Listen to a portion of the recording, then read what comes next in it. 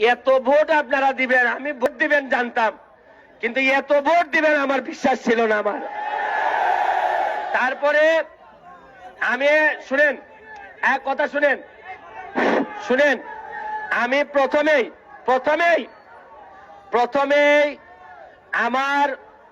আমার প্রতিদ্বন্দ্বী প্রার্থী যিনি ছিলেন আমাদের মাননীয় মন্ত্রী মহোদয় অ্যাডভোকেট মাহবুব আলী ভাইয়ের প্রতি আমি কৃতজ্ঞতা জানাচ্ছি। উনি দাঁড়াও, কথা বলুন, দাঁড়াও। উনি 10 বছর যতটুকু পারছেন চেষ্টা করছেন। আমি বিশ্বাস করি উনারও অবদান আছে, অনেকগুলা কাজ হয়তো উনি করছেন, কিন্তু আপনাদের মনের মতো কইরা বা আমাদের মনের মতো কইরা হয়তো করতে পারেন নাই। কিন্তু উনার যে অবদান আমি অন্তত স্বীকার করি, আমার চেয়ে উনি পারিবারিকভাবে আমার চেয়ে ভদ্রলোকের সন্তান উনি, এটা অস্বীকার করার কোনো উপায় নাই। তারপরেও আমি আপনাদেরকে বলি, আমি কথা দিচ্ছি, না না না, আমি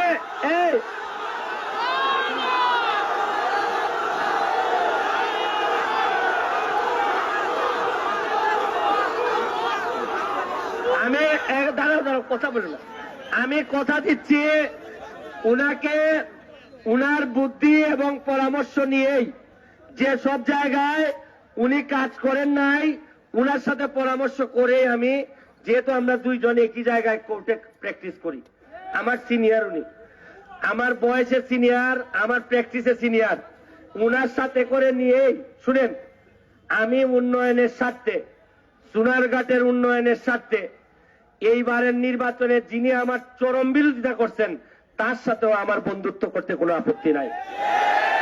এবং আমি বন্ধুত্ব আর হাত বাড়াইলাম, আপনি যদি আমার হাত ফিরাইও দেন তাও আমি বন্ধুত্ব সারা জীবন টিকায় রাখতে চাই। কারণ আমি এইখানে যারা আমরা জিতছি, আমাদের মেইন ফোকাস এখন হচ্ছে গিয়ে সোনারঘাট মাধবপুরের উন্নয়ন। শুনেন, আপনারা কি চান যে আজকে হইল গিয়ে 7 তারিখ, আগামী 5 বছর পরে আরেকজন মানুষ আইসা আপনারা ওই আরেকজনে নিবেন, আর আমার কর্মের কারণে যদি আপনারা বিদায় দেন আমার ভালো লাগবে না। এটা আমি বুঝি। শুনেন, আমি এইটুক বুঝি যে চেয়ার বেশি দিন টিকে না, টিকে মানুষের হৃদয়ে বসবাস করা যায় টিকে বেশি দিন। শুনেন, আমি একটা জিনিস আপনাদের মধ্যে নিয়ে আইছি, সোনারঘাটের ছেলেরা যারা আছে, মাধবপুরের ছেলেরা যারা আছে, তোমাদেরকে বলি, আমি 44 বছর বয়সে 1.5 লাখ ভোট বেশি পাইলে তোমরা প্রতিটা ছেলে ব্যারিস্টার সুমনের মতো যোগ্যতা রাখো। আমি হাত যখন শক্ত করতে শিখছি, আমি তোমাদেরকে নিয়ে বঙ্গবন্ধুর সোনার বাংলার মডেল আমি সোনারঘাট মাধবপুরে বানাইতে চাই। আমার জীবনে আর কোনো পাওয়ার কিছু নাই। যা দিচ্ছেন আপনারা, এক জীবনে এক মানুষ এত কিছু পায় না। আমি আপনাদেরকে সাথে করে নিয়ে যতটা মানুষ আজকে আমার জয়ে, আপনারা যারা আমার এজেন্ট হয়েছিলেন, এজেন্ট মানে ভোট সেন্টারের এজেন্ট না, এজেন্ট মানে ব্যারিস্টার সুমনের কাজকর্মে যারা পছন্দ করছিলেন, মনে রাখেন আমার দুঃসময়ে যারা এজেন্ট হয়েছিলেন, আমি আপনাদের দুঃসময়ে কোনো না কোনো ভাবে ব্যারিস্টার হয়ে হোক, এমপি হয়ে হোক, যেভাবে হোক আমি এজেন্ট হব আপনাদের। দুইটা জিনিস করবেন না, আজকে আমি ঘোষণা দিতেছি। একটা জিনিস হচ্ছে কি, আমাকে এমপি সাহেব ডাকবেন না। আমি আল্লাহর হস্তে চাই,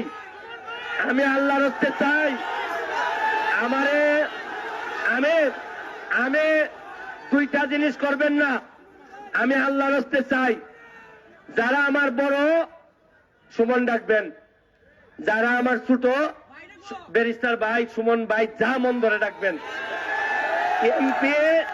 এমপি আরেকটা জিনিস, আমি যত জায়গায় অতিথি হব, প্রধান অতিথি যদি আমারে বানানো হয় এমপি হিসাবে, কোন জায়গায় আমার জন্য বড় চেয়ার বরাদ্দ করা যাবে না। আমি অলিখিত ভাবে বলে দিলাম, সবার চেয়ার থাকবে সমান, ছোট ছোট চেয়ারে বৈশা। আমি ইন্ডিয়াতে দেখছি, এরা এমন গাড়ি চালায়, নেতাদের গাড়ি দেখলে মনে হইব যে এরা খুব গরিব, অথচ দেশ তো এরা অনেক উন্নত। আমরা এখন দেখেন, আমি ব্যারিস্টার হইয়াই ল্যান্ড ক্রুজার চালাই, কারণ আমরার মাথার মধ্যে ঢুকছে যে বড় গাড়ি না হইলে তো মনে হয় নেতা বোঝা যায় না, বালা মোটা গাড়ি, আমি এই গাড়ি না হইয়া উরু গাড়ি আনলে আপনি কইলেন মনে হয় মাও গালের সাথে কুলাই উঠতে পারতো না এই গাড়ি লইয়া। আপনারা আমার বাধ্য করছেন গাড়ি একটা কিনার লাগি, 50 লাখ টাকা লোন কইরা কিনার লাগছে শেষ পর্যন্ত।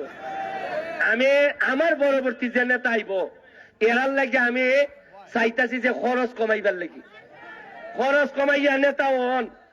আমি 9.5 লাখ টাকা লইয়া আসলাম, মানুষে আমার নির্বাচন চালাই দিছে। আমি আগামীবার আমার সময় যারা মেম্বার দাঁড়াইবা তারা 9,000 টাকা লইয়া আমার দাঁড়াইবা, যে ভাই সাহেব আমি মেম্বার হইতাম। আমি কম 9,000 টাকা যদি তোমার 1 টাকা বেশি খরচ হয় তো হিসাব দেওয়ান লাগবো কই দিলাম। কারণ মেম্বার হইতে বেটা খরচ করে 1.5 লাখ 5 লাখ, এবার তুলন লাগে না এই টাকা, কই থেকে তুলে বেটায়। এরপরে আর চেয়ারম্যান চেয়ারম্যান চেয়ারম্যান ভাই সাহেব পয়সা খরচ করেন যেত না, যে বালা এরা মানুষে ভোট দিব। আর আরেকটা জিনিস 9.5 লাখ লই আসলাম নানি, 9.5 লাখ লই আসলাম নানি, রুজি তো আরো অনেক হইব। তারপর আগামী 5 বছর যদি শ্রম দিতাম পারি বাচ্চা থাকি, আবার যদি খাইছো এমপি বার, তাও আপনারা সামনে ওই হলফনামা নির্বাচন কমিশনে দেওয়ার আগে আমি আমার সোনাঘাট মাধবপুরবাসীর কাছে দিব, আমার কাছে কয় টাকা আছে। শুনুন, নেতাগিরি যেহেতু করবা তে টেকা হয় কেমনে, আবার মানুষের সেবা হয় যেহেতু কর্মতে মাল দাঁড়ায় কেমনে। 3 দিন হয় না নেতাগিরি হইয়া 4 দিনের দিন দেখা যায় একবার উপায় নাই সেন্টার গন্ধে তার দ্বারা যাওয়া যায় না। ইটা আর সোনারঘাট মাধবপুরবাসী আর মানত না। এবার সময় আইসে কাম করবা, নেতা হইবা। আর ওই যে মজা মারে ভজা ভাই আমরা খালি বইটা পাই, ইটা হইতো না, মজা মারে ভজা ভাই। এরপরে মানুষে আমারে কইবা মজা মারে সুমন ভাই আমরা খালি বইটা পাই, ইটা হইতো না, ইটা চলবে না সোনারঘাট মাধবপুর। এরপরে যারা তরুণ যারা আছেন, আমি মানুষের জিগায় আমার ইন্টারভিউতে যে আমার এই অনুভূতি কিতা, আমি কই আমার অনুভূতি হইল গিয়া মেয়েরে যখন বিয়া দেওয়া হয় শ্বশুর বাড়ি যাইবার সময় দেখুন দনি বাড়ির বিয়া দিল, মেয়ে খান্দে গেলে মনে করে যে শ্বশুর বাড়ির গে সেটেল হইতে পারবো কিনা, কেমনে গে টিকবো। আমার অবস্থা হয়েছে সেম, আমি আজকাল আমার খান্দন লাগবো যে আল্লাহ তুমি তো আমার এমপি বানাইছো ঠিক হই, কিন্তু তো 8.5 লাখ লোক দিয়া দিছো আমারে, এর মধ্যে একলাও যদি না খাইয়া থাকে আমার কর্মের কারণে, দুনিয়া তো যাইবো আমার আখেরা তো যাইবো। আমি এখন আপনারা যেটা অনেক বড় স্বপ্ন লইয়া ফইলা কাম হইব। আমি শপথ নেওয়ার সাথে সাথে ফইলা যেদিন আমি সোনারঘাট আইমু, শপথ নেওয়ার সাথে সাথে সোনারঘাট থেকে যেদিন আমি বাড়িতে আইমু, প্রথম কাজ হইল গিয়া মরাগাঙের কচুরি বানা পরিষ্কার করা। যে লাইন ফ্যান শার্ট ফাতলা ফ্যান শার্ট কইরা আমার সাথে আইতে আর বা তারা আইবা। আর এই ইনটিন কইরা বড় বড় মাছ আসসালামু আলাইকুম আমার দ্বারা আইন না। ফাতলা কাম করে আগে বাজার পরিষ্কার, আগে গন্ধ পরিষ্কার। আমি পৌরসভার মেয়রের সাথে বইয়া কইমু ভাই সাহেব ময়লা ফালানি বন্ধ করুন, কেমনে বন্যা বালাইলে ভালো হইব এটা তাইনের সাথে আলোচনা করতাম হইব, তারে সহযোগিতা করার লাগবো। কোনানো ময়লা বালাইলে পুরা রীতিমতো সোনাঘাট বাজারে একটা ময়লার বাগান বানাই রেখে দিছে। মানুষে বুট কি এমনি দিছে আমারে, মানুষে অসহ্য হইয়া বুট দিছে আমারে, মানুষে আমারও যত অসহ্য হইয়া দিছে তার চেয়ে বেশি অসহ্য হইয়া বুট দিছে। আপনি কি মনে করেন চা বাগানের মানুষে কেরা আমারে বুট দিত? এরা নৌকা নিজাব বুট, এরার কাছে কি চাওয়াল লাগছে, এরা চা বাগানের কাছে এর চেয়ে সরম আসেনি। আমি শুনেন আমাদের 1.5 লাখ ভোট, এর মধ্যে চা বাগান আর হিন্দু সম্প্রদায়, উনারা তো সবসময় আমাদেরকে নৌকায় দিয়ে আসছেন। এইবার কেন ওনারা দেন নাই? কারণ যারাই বেশি ওনারা কোন কাজ নাই, কথায় কথায় খালি হইল গিয়া আমি অমুক। আরে কাম করো। আমার বাচ্চা ছেলেরা, এই যে বাচ্চা ছেলেরা, এরারে খেলার মাঠে নিতে হইব।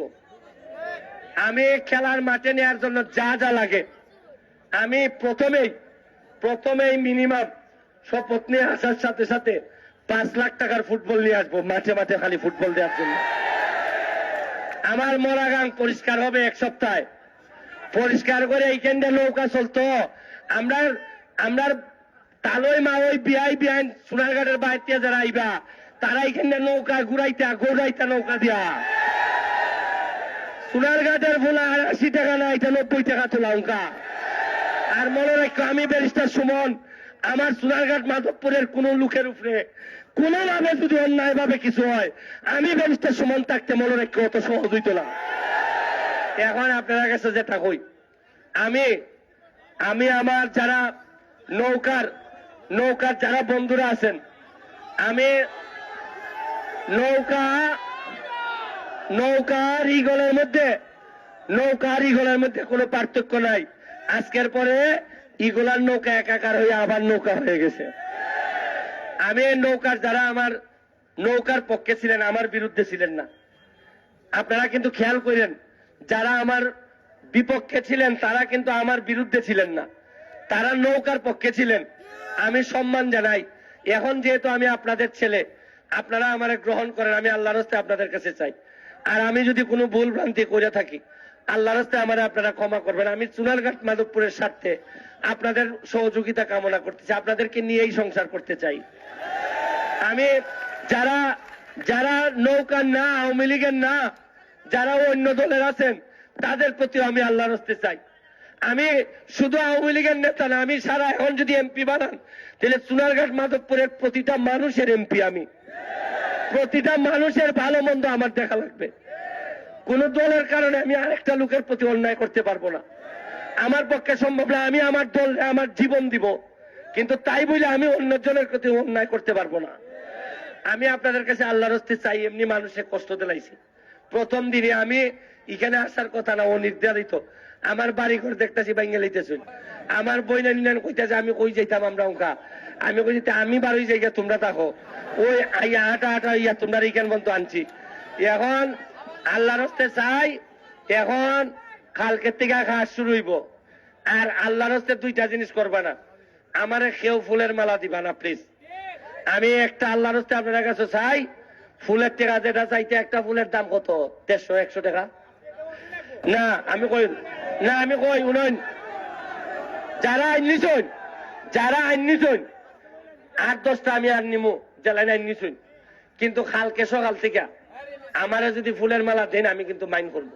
কারণ 100 টাকা যে ফুলের মালা আমারে দিবা, 100 টাকা একজন হাতুর লোক সোনারঘাট ইনকামই করে না ডেইলি। আপনারা যদি আসলে ফুলের তুলা দিতে চান তো এই 100 টাকা কারে দিয়াইছুন ইটা হইয়া আমার দ্বারা আইন, আমি আপনাদের বুকে জোড়াই নিমু। আমরা সোনারঘাট থেকে অন্তত ফইলা যারা এই অভাবী আছে এরারে মুক্ত করতাম চাই। আপনারা এখন আমি আল্লাহর রাস্তায় যেতে চাই, আধা ঘন্টার মধ্যে আপনারা বাজারটা খালি করতে হইবা, মানুষের কষ্ট হইতেছে। আপনারা আমি যে ঋণগ্রস্ত আপনারা আমার করছেন, এই ঋণ আমি পরিশোধ করার চেষ্টা করব। আমি জীবনে যা লাগে তা দেওয়ার চেষ্টা করব। তারপরে আপনারা ওই আমরা একটা নতুন দিগন্ত। আজকে সকালবেলা খেয়াল করছেন যে রোদ উঠছিল, এই রোদ দিয়ে আমি তার পাইছি যে সোনারঘাট মাধবপুরের এটা নতুন ইতিহাসের রোদ। গত 3 দিন ধরে কুয়াশায় যাওন যায় না বাড়িয়া, আর আজকে যে রোদ উঠছে এই সময় আমি তার পাইছি যে এইটা হইলে নতুন দিগন্তের রোদ। আর আপনারা চিন্তা করেন না, আমি চেষ্টা করবো আপনারা। আর আরেকটা জিনিস, আমি প্রতিটা এলাকায় যাইমো, আপনারা আউন লাগতো না, আমি যাইমো গিয়া বইয়া বিভিন্ন সমস্যা আছে এটা তো জানতাম হইব আগে, এরপরে রিসার্চ করেন না বইয়া। আর আমার এলাকার যারা প্রবাসী আছেন, যারা ঢাকায় ভালো ভালো অবস্থানে আছেন, আমার ভিডিও যারা শুনতেছেন, আপনাদের প্রতি আমার আবেদন, আপনারা ব্ল্যাঙ্ক চাকের মতো করে সোনারঘাটে যা ইচ্ছা করতে পারবেন। আমি এমপি হিসাবে আপনাদেরকে যা যা লাগে সব ধরনের সহযোগিতা, স্কুল বানাইতে চান, কলেজ বানাইতে চান, যা লাগে আপনার বাবার নামে করতে চান, মার নামে করতে চান, 2 কেরের একটা মাঠ বানাইতে চান আপনার বাবার নামে, আমি আপনাদেরকে সব ধরনের সাপোর্ট দিব। কারণ আমি নিজে মাল বানাইতাম না, আর কেউ অন্যায়ভাবে অবৈধভাবে মাল বানাইতে দিতাম না। আর দিতাম না বলে আপনারা ভোট দিচ্ছেন না, এর লাগে দিচ্ছেন। সুতরাং আপনারা আধা ঘন্টার ভিতরে বাজারটা খালি করবা। আর আমার একটু যাইতে দেন গিয়া, কাগজটা আনি এরপরে নিয়ে কয় আবার আটকা পেয়েলামি, এরপরে কইবা যে অত কথা কইয়া এটা তো বিশ্বাস নাই বাবা। আমারে যদিও আমারে কাগজটা আনার দেন, কাগজটা আইনা পকেটে ঢুকাইতো, ঢুকাইলে পরে তার ভাই মুঝে আচ্ছা এখন আপনারা কাছে আমি কিতা চাই, আর প্রবাসীরা যারা কষ্ট করছেন এরা ঋণ তো দিতে আমি পারতাম না। তবে একটা কথা তো কইয়া দিছি, খালকার থেকে কোন প্রবাসীর লাশ যদি আইতে অসুবিধা হয় আমার সাথে যোগাযোগ করবা, যে টেকার অভাবে আইতে পারছে না, সোনারঘাটের নসিব আমি মাটি, সোনারঘাটের মানুষের মাটি নসিব যেন তাকে এটা আমি নিশ্চিত করবো। আরে আপনারা চিন্তা করেন না, খাম হয়ে গেছি, খাম হয়ে গেছে। ইতিহাসের অংশ হওয়া দর্শন খালি। আরে মানছে তো এখন না, কুস্তা তো দর্শি না এখনো খাম। এখন ওই খেয়াল করে দেখুন, সিলেট মলিবাজার থেকে মানুষে পয়সা করি লুই আইব, দেখি সোনাঘাট কিতা আরম্ভ করছে এরা। আইতো না দেখুন, ওই আত্মীয় স্বজন আগে যেটা এন খাইতে আমরা রে মলিবাজার সিলেট আরে সোনারঘাট ইটা এরা ইটা করে উনকা কইবাই বন্ধ বন্ধ, ইটা না এটা চলে না, এখন চলে না। আর সোনারঘাট কোন অতিথি আইলে কোনোভাবে যেন অতিথির নির্যাতন না হয়। কয়দিন আগে বিশ্বনাথ থেকে আইয়া হঠাৎ লোক মাইরে দিছে, খুব লাভ হয়েছে আমরা। এটা আমি একদিন যাইতাম এমপি হওয়ার পরে মাপ চাইবে লেগে বিশ্বনাথ। সুতরাং আপনারা এখন মাফ করবেন, আস্তে আস্তে যাওয়া ধরুন। Thank you all. জয় বাংলা, জয় বঙ্গবন্ধু।